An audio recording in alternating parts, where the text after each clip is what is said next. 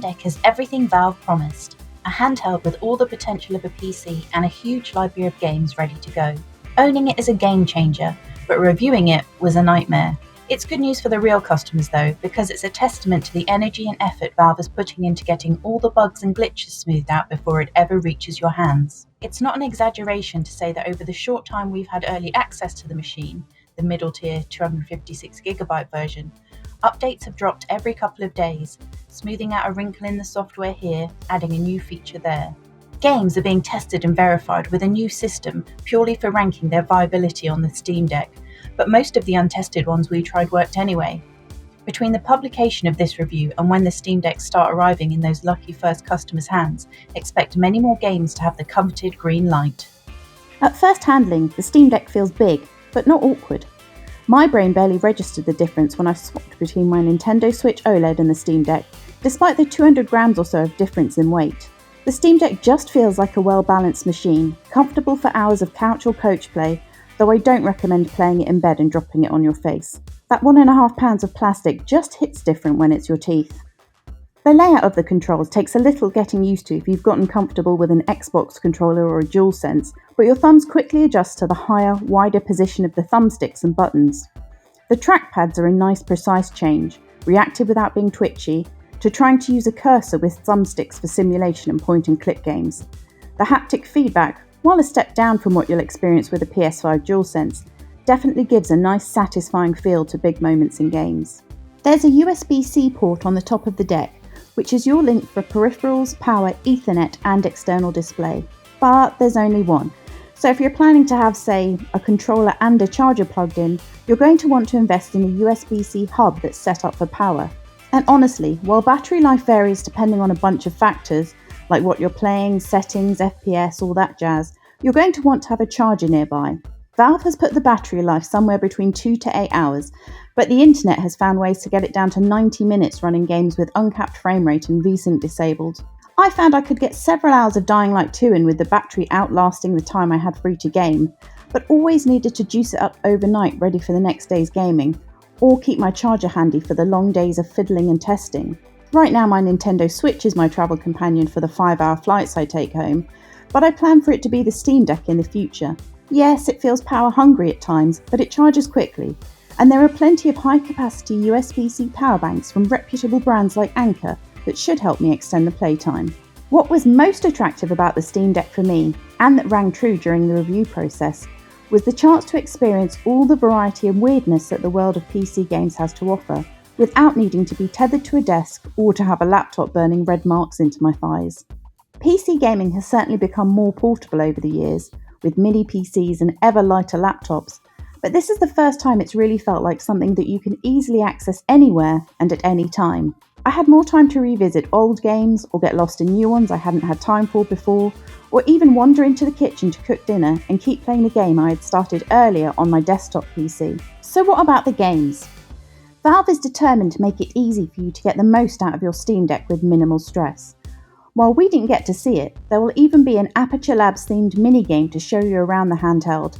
Think of what they did with VR Lab when it gets to customers. The Steam Store on Deck has a Great on Deck section with Valve-approved titles like NBA 2K22, Hitman 3, Risk of Rain, and in your Steam Library UI you'll also find another section called Great on Deck that specifically highlights titles you already own. Basically, Valve is throwing up massive neon signs towards anything it knows will work.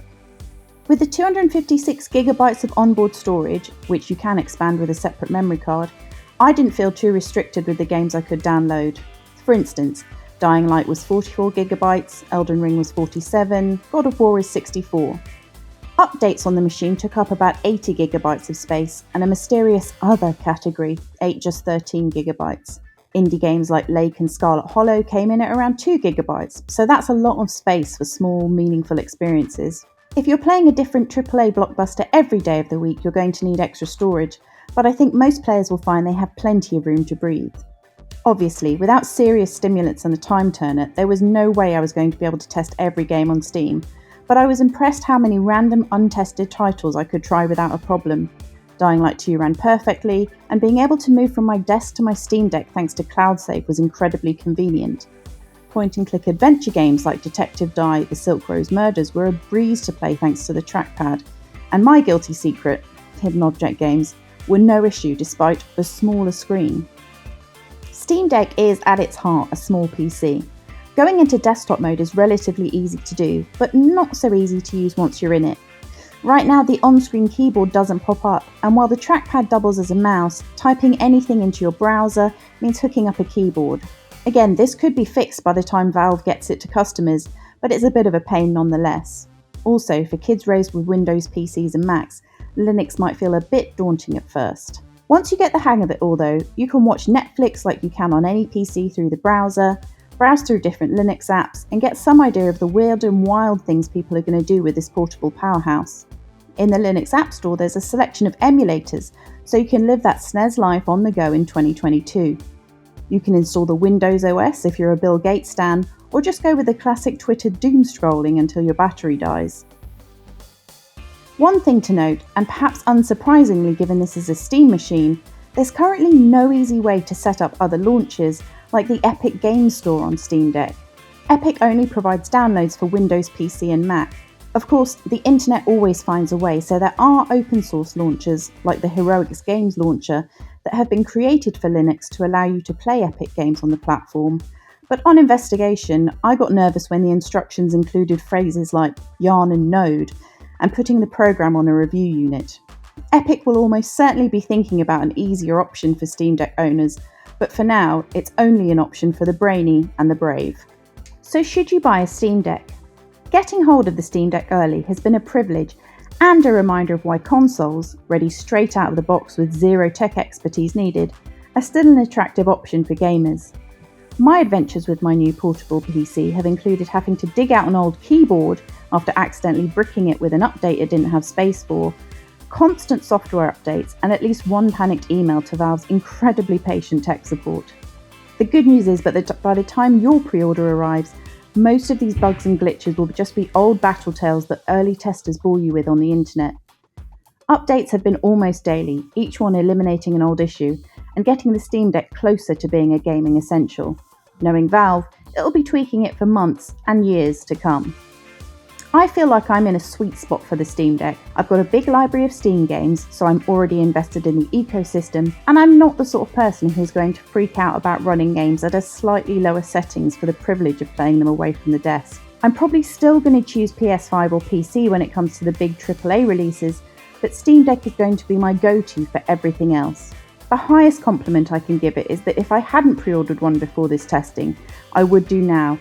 And we might even have to become a 2 Steam Deck household because I'm not going to want to share.